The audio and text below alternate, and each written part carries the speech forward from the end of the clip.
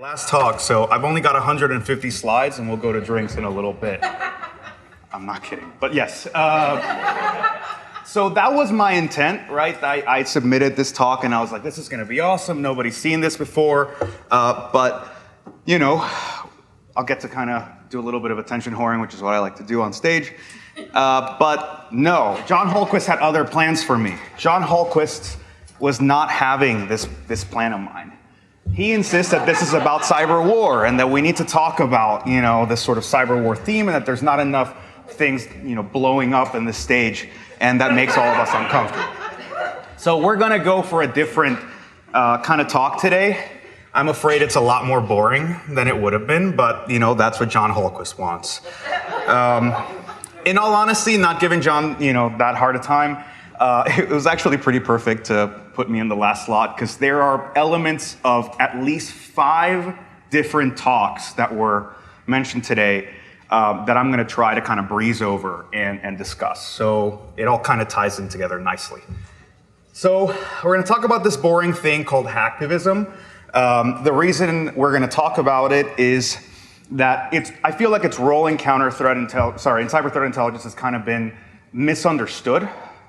There's a lot of ways in which we're still trying to map normal intelligence concepts to this new paradigm of cyber threat intel. We have our deficiencies, you know, this is kind of an unexpected transition into dealing with intelligence stuff when in reality we're just a bunch of nerds doing malware analysis. We're still struggling, right? So I'm sure in the DC audience, something like cover for status is fairly well known. You know, Alex and Katie were here and they were talking about cover for action. So simple heuristic, cover for status, right? An identity, someone pretending to be an affable, lovely professor who is interested in these sorts of things. Cover for action being more of the justification for, you know, why you're doing what you're doing and how you fit in more naturally into the space that you're supposed to be in. So why are you here? Why should we not think you an odd duck in this space? So the reason I want to talk about that is I think hacktivism has kind of become this attempt to give a sense of kind of grassroots fervor coming out of the, you know, the masses that just justifies what it is that we're seeing, right?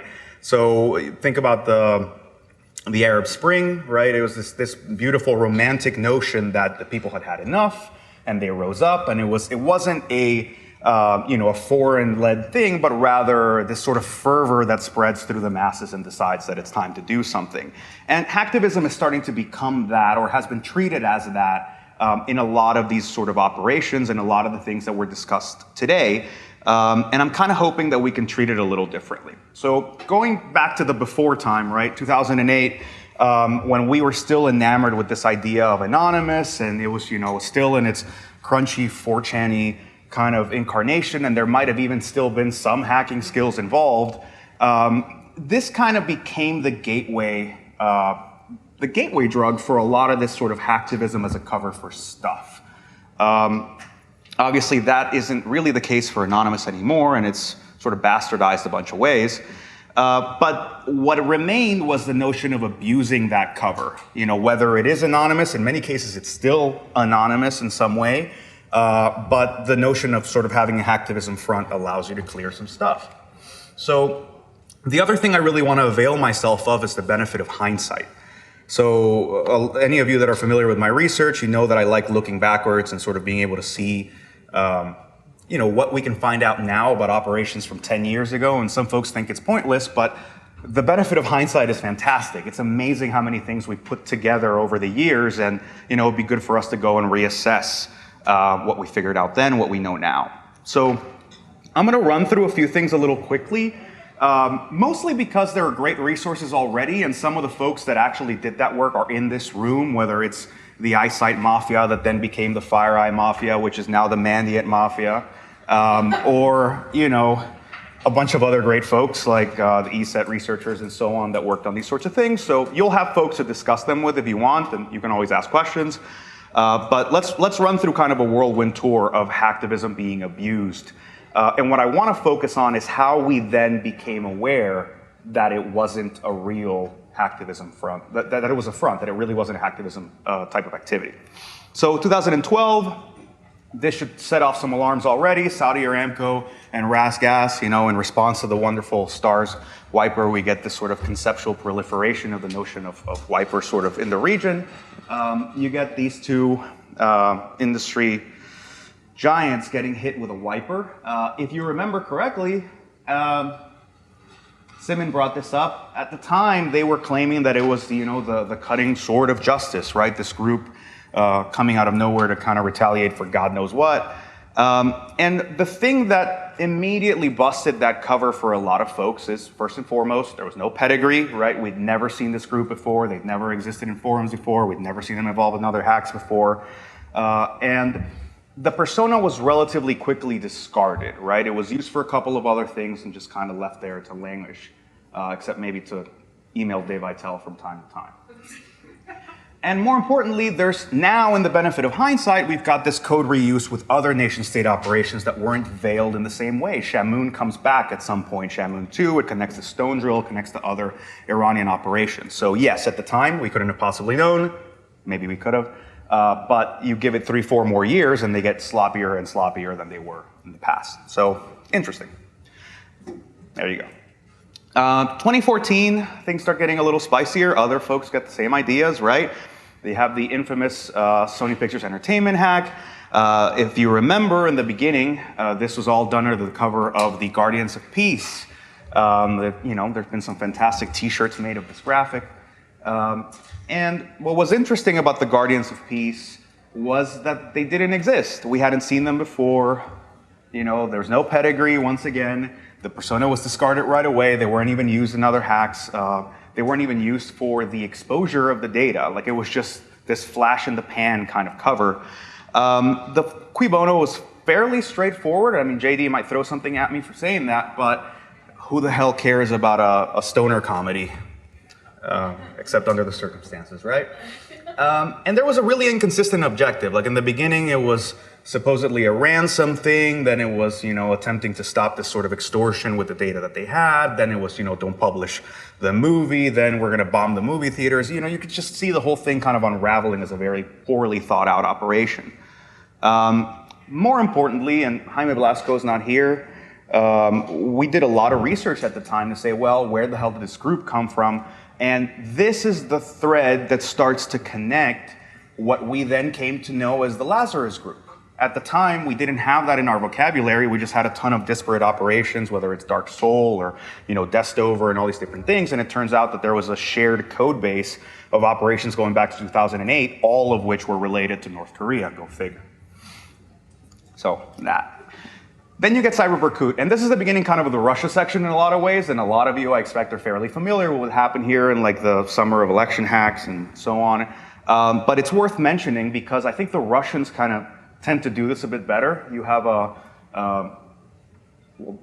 proper practice of active measures, as you may have read, and a lot of experience as to how to conduct these sorts of operations, and it shows in that they know how to develop them a little further, how to carry them a little further, how to be a little more consistent, right? So CyberWarCon came along, tons of hacks in the Ukraine. It was supposed to be sort of the cyber component of this Warcon police force that had been disbanded. Kind of interesting. A lot of the stuff was very niche focused on Ukraine, and I think in the beginning it kind of flew under the radar in a lot of ways. False pedigree, not really related to Warcon. There was overlap with nation-state operations. We start to see this is going to be a theme in a lot of sort of the Russian-related hacktivism, right? You've got this great hacktivism front, but it doesn't count on the fact that researchers are and incident responders are getting involved with the actual hacks where the data comes from. So even though you've got this great, cohesively put together hacktivism front, we're sitting there like, we just saw Sophosy roll through here. Like, you want to tell us that it's someone else? It's kind of hard, right? So of course, that got publicized, and you can read a relatively wonderful paper by Brian Bartholomew and I on all this stuff, right? The next one, Saudi and Saudi leaks, and you can see why I really was very invested in Simon's talk, apart from being great. It's just that, you had YCA, or the Yemeni Cyber Army, as yet another one of these fronts that at the time, we have a lot of reasons to suspect were the Russians.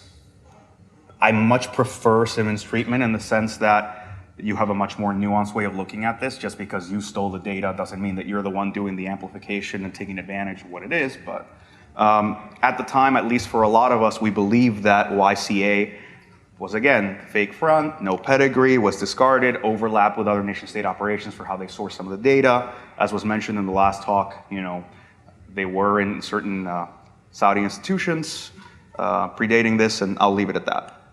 So then you have TV Cinq Monde, and John Holquist around here might throw something at me, but they had this devastating attack in this news channel in France. Again, overlap with nation-state operations. You see Sophisy Toolkit in there, whether it's, I believe, from the eyesight researchers at the time, or even ANSI that responded to this and was kind enough to provide us with some indicators. And this is all done under the guise of the Cyber Caliphate. The Cyber Caliphate, this being sort of this Russian hacktivism operation, or this Russian front, they didn't think of it as being burned with TV Cinq Monde, which is interesting because then they went on to do other things like hacking the US CENTCOM Twitter account, I love ISIS and whatever nonsense defacement, using this WBOC Maryland texting system to spread some FUD to folks in the Maryland area about how ISIS was coming.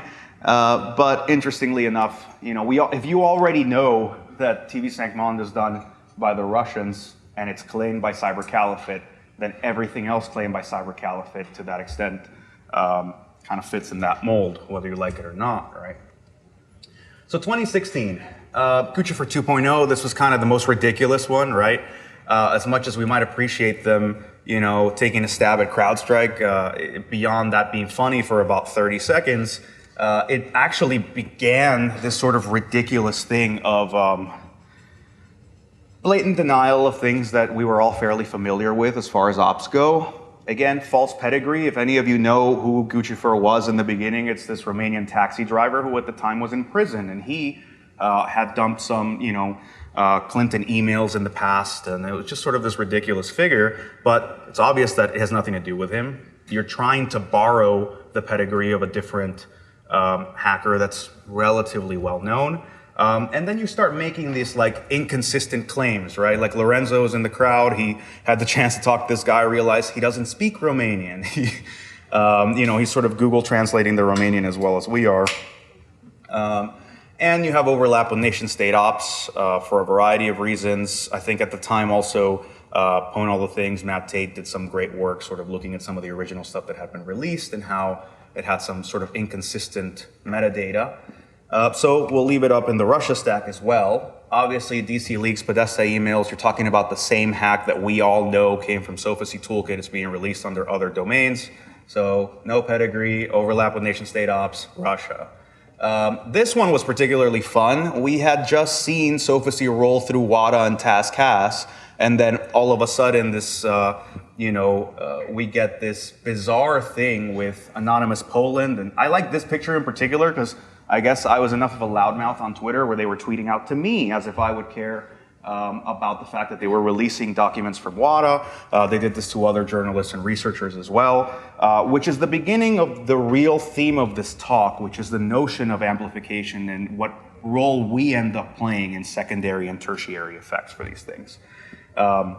So straightforward cui bono, I mean, who the hell cared about the doping in the Olympics to this extent? Well, the only folks that have been kept out because of systematic doping.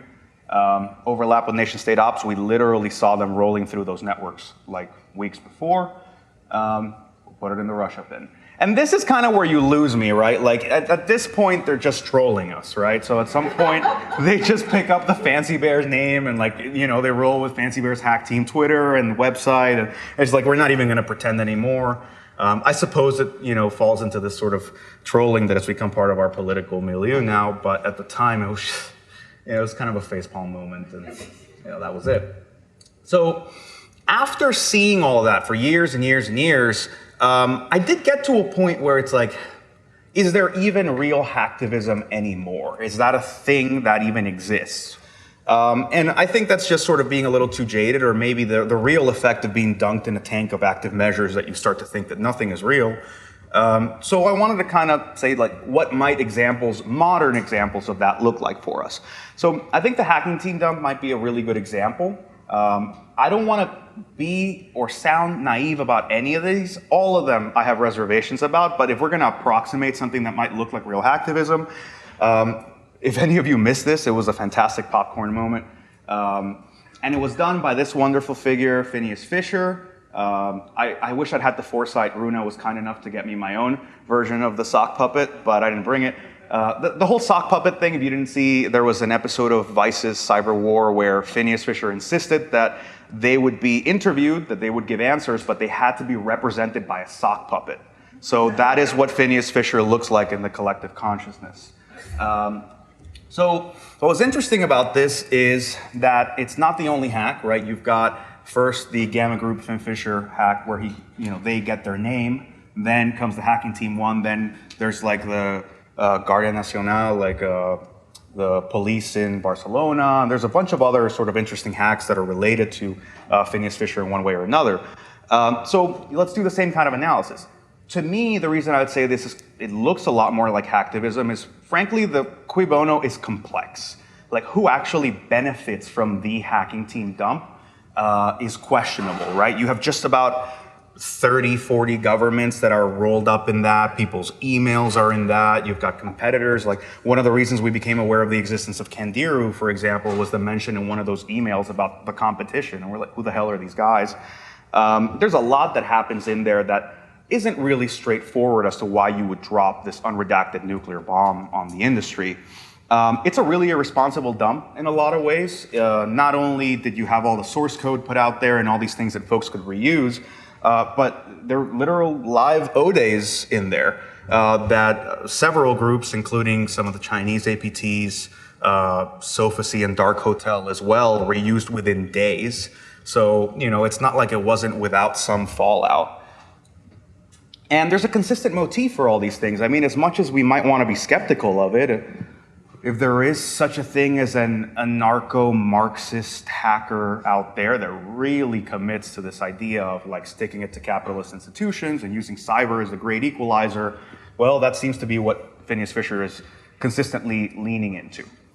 The other example that I would point to is the Panama Papers and now the Pandora Papers, this sort of saga that continues about the release of a glimpse into how folks hide their money and avoid paying taxes and how bad all that is. What folks miss about this story, myself included at first, is that there's supposedly a hacker behind all this called John Doe. And there's some short manifesto about it, but we really don't know anything about who John Doe might be. So hacktivism or not hacktivism, some folks are really passionate about the idea that it isn't, that it's a nation state thing. But if we do the same kind of idea, there is a certain amount of suspicious coordination, right? Like going to the ICIJ and having every journalist from every country take their piece and responsively write something over a year and releasing this in a very coordinated fashion is suspicious. It's interesting. If any of us conducted this operation and got this material, I think we'd be at a loss for how to do that kind of dissemination quite so perfectly. There is a complex cui bono. I mean, sure, you could say that you stuck it to the Russians or you stuck it to the Saudis, but in the process, you rolled up David Cameron and the Prime Minister of Iceland and a bunch of other folks that presumably you wouldn't have an issue with. So, how do you weigh the fallout of something like this? And then there's Angry Putin. And Angry Putin is, the one who is most fervently saying, "Oh, this is clearly the CIA trying to mess with me," which is interesting because he's not mentioned in there. So I don't know whose money he's really concerned about. So what have we learned? I think after all this time, we really learned nothing. Because after years and tons of operations, we're still thinking about this the same way. Somebody comes out and says, "We're hacktivists," and we're like, "Yes, you are. What have you got for us?" So I was kind of hoping that we could at least take a minute to assess and say, what could we have learned from all these things, right? So I think there's a series of metrics or coordinates that keep popping up in our assessments of these previous abuses of hacktivism, right? There's the notion of Does this group have a pedigree? Is there a continuity to their operations? Is there a coordination about their releases, or are they doing them willy-nilly? Is there a consistency to those operations? How is the material being sourced? Is it a nation state op that collects the material and then releases it through a hacktivism front, or are they doing it themselves? Who benefits from these things? And more importantly, secondary effects and targeting. I think that's something we haven't talked about as much, but is actually really, really important. How's my time? Anybody? 13 minutes. Oh, perfect. That's almost too much. So take-home exercises, and some of these are going to be familiar if y'all want to play at home. Intrusion truth, right? We saw it today. Interesting little shop. Are they clearing classified data for DOJ indictments? Or are they just sick of watching the Chinese do whatever they want? Who knows? You also have Labductagon. Really interesting, right? Somebody suddenly comes out and starts dropping Iranian tools and source code and all this stuff. What the hell?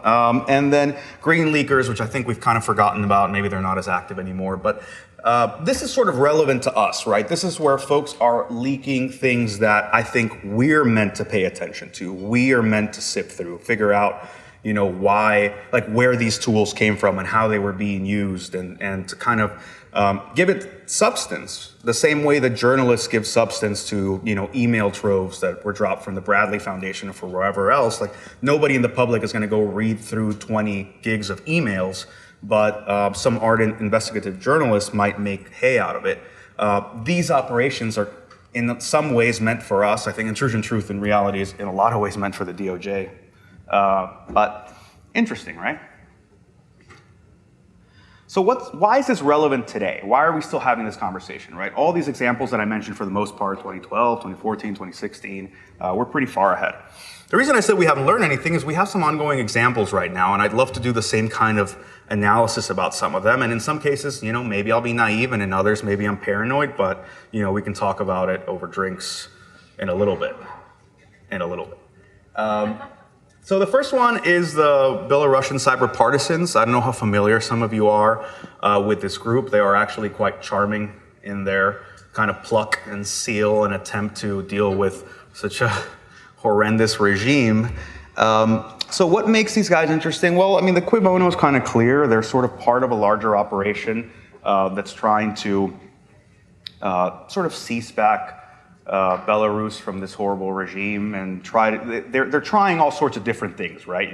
One day you're trying to drop data to see if that's what journalists are going to pick up, and the next one you're talking about, well, what if we encrypt all the machines with ransomware until the government's out? And they're trying desperately to kind of figure out what's going to have an impact. I think they also have understandable capabilities. Like, they're talking about how, it's a group of IT administrators and other folks in the industry who are unhappy with what's going on, and they're trying their darndest to get to some of these targets, even though they can't reach all of them. They don't necessarily know how to amplify all the stuff that they get.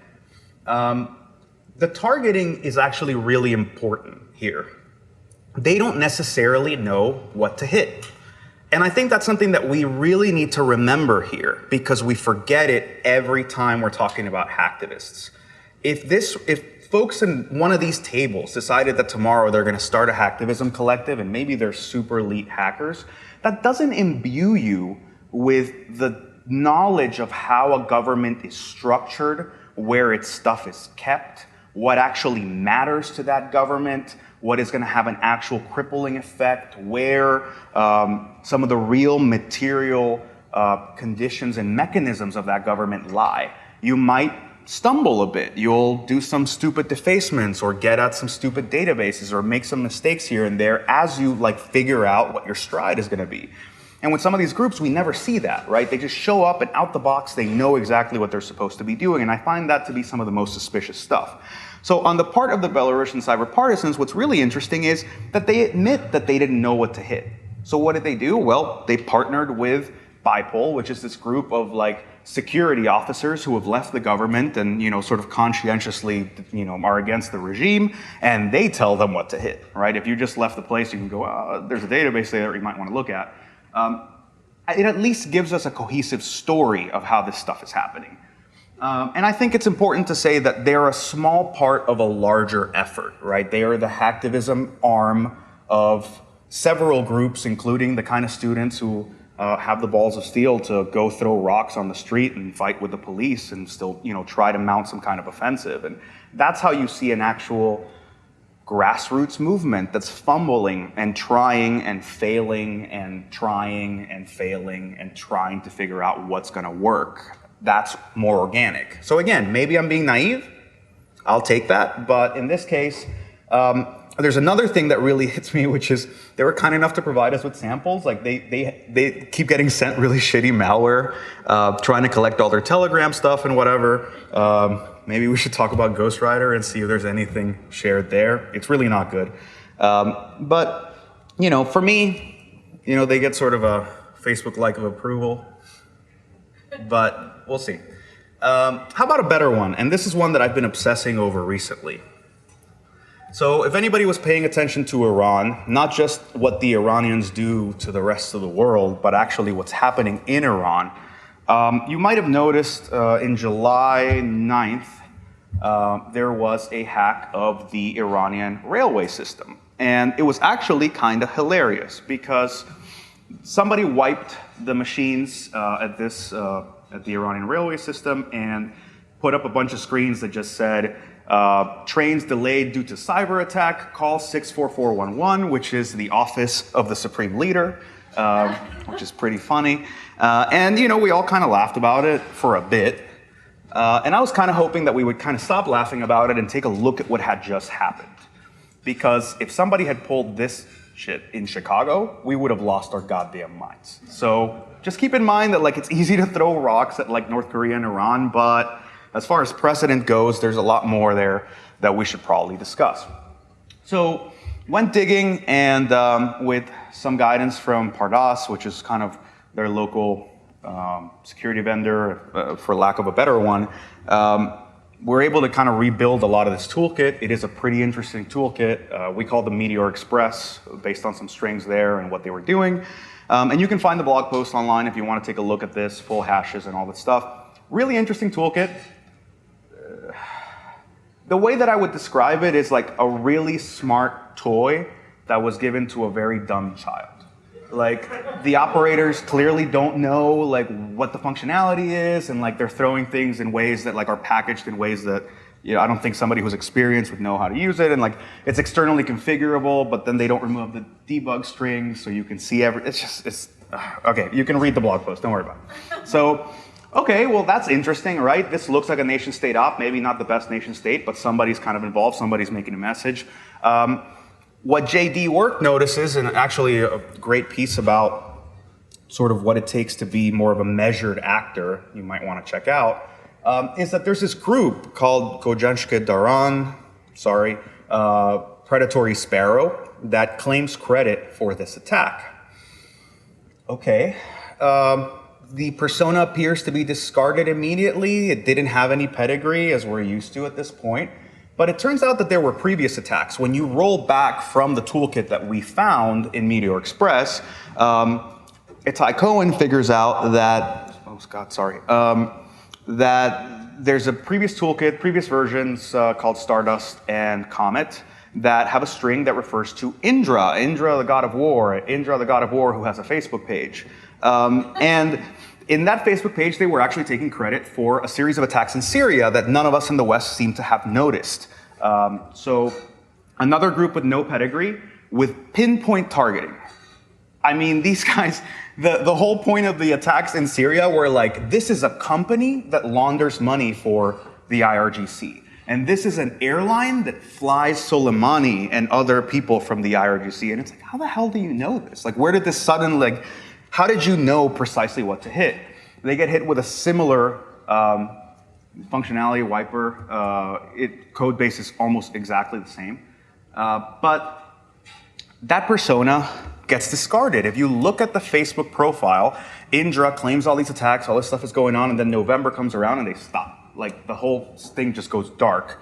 Around the same time, they modify the toolkit to go from Stardust to Meteor, remove all the references to it, and then all of a sudden it's Predatory Sparrow. Then we get this, which if any of you recognize that video, the Evan prison hack, I mean, I was fascinated by this. Evin Prison is one of the darkest places on earth. I don't have a problem with people hacking into it and showing how awful it is.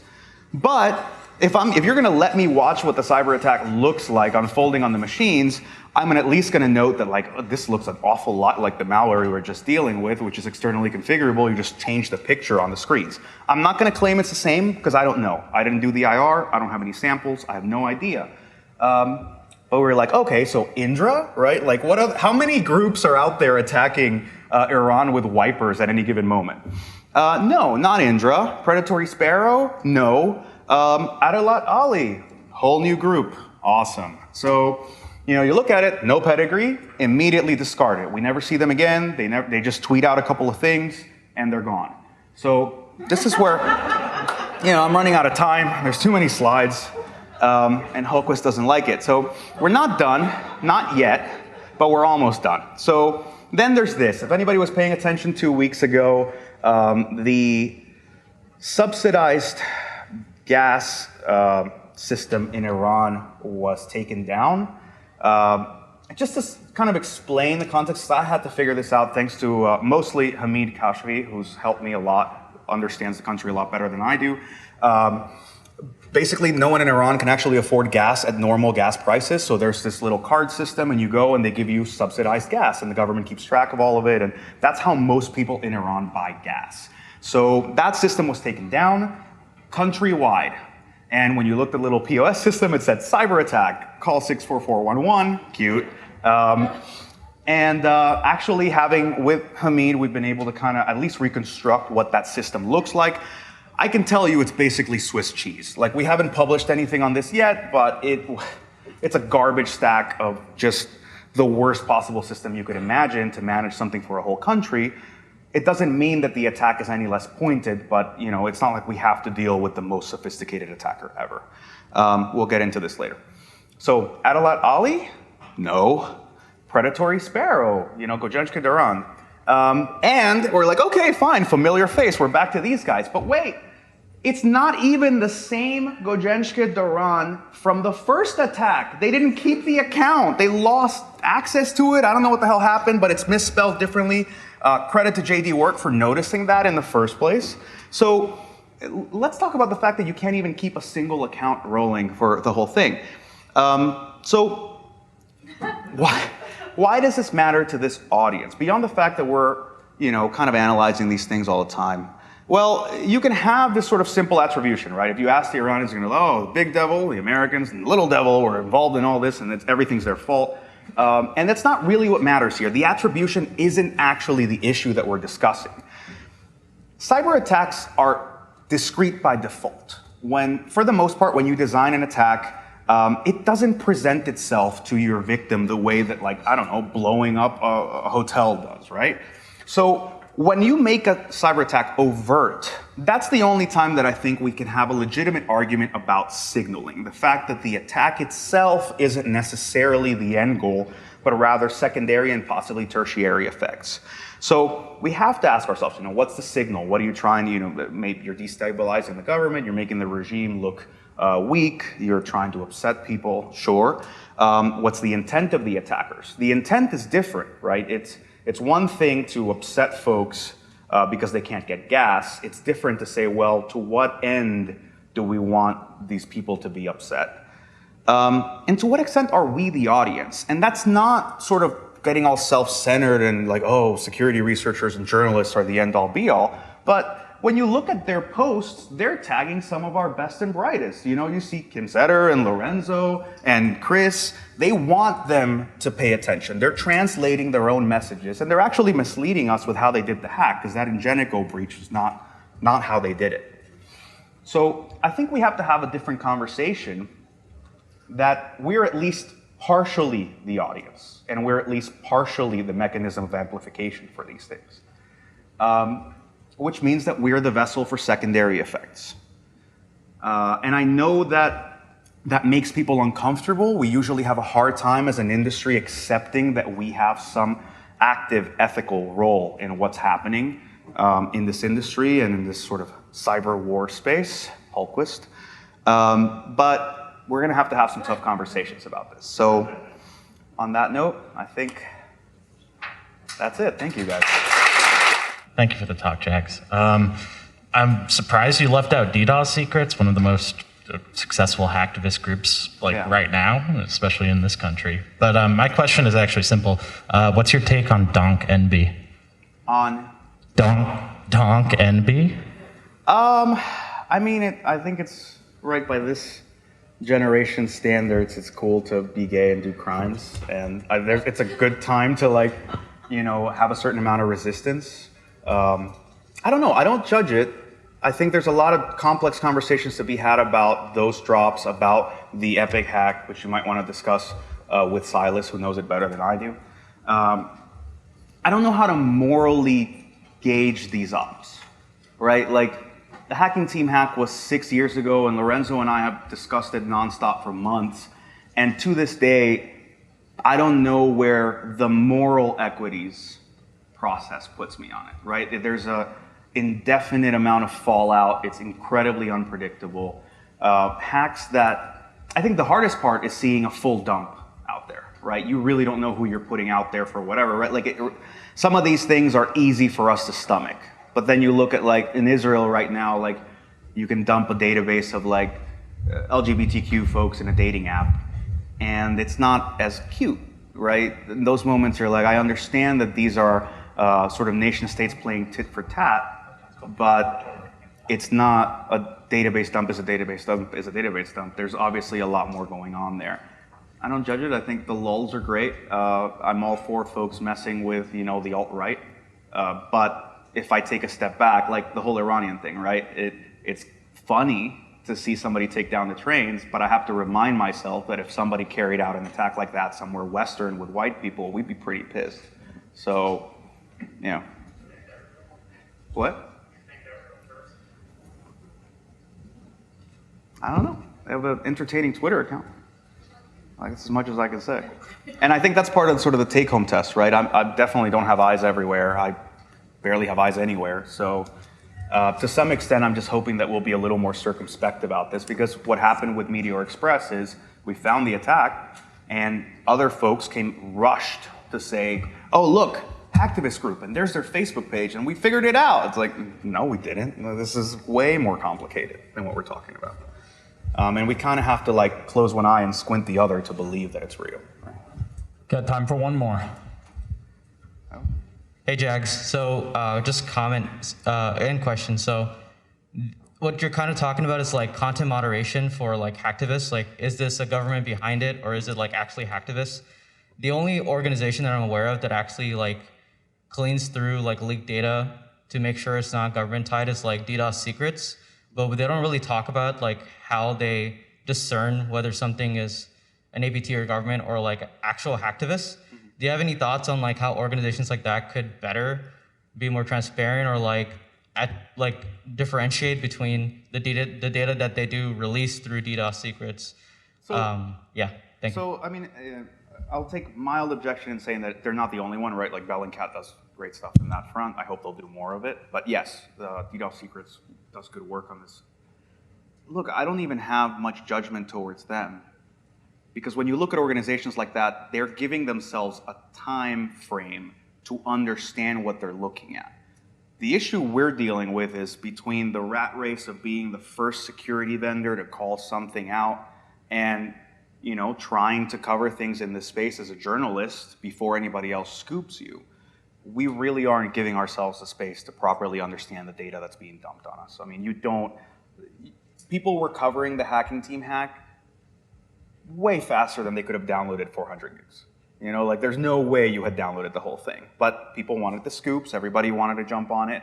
And I think that's where the worst of the amplification happens, right? Trite saying about a lie travels twice around the world before the truth puts its pants on applies here, because it takes almost no time for us to come out with a hot take and a nice tweet and maybe write a cool blog and say, oh my God. But we've already seen the Russians manipulate the data that gets dropped, and we've already seen how some of these things are intentionally sifted to make things look worse than they are, and there's no way that you're going to assess that in 3 hours. So I'm sure those folks are doing great work. They're probably doing it better than I would. I think the biggest issue here is saying, you know, give yourself a little time to understand what you're looking at and have some healthy skepticism before you buy the story. If we're honest, the reason the story is so appealing is because it takes the moral quandary out of our hands. It's activism. Somebody just dropped this on my lap. I'm not working as part of an operation from a foreign country. And it's convenient, so we like it, but it's not true. And on that positive note, thanks everybody.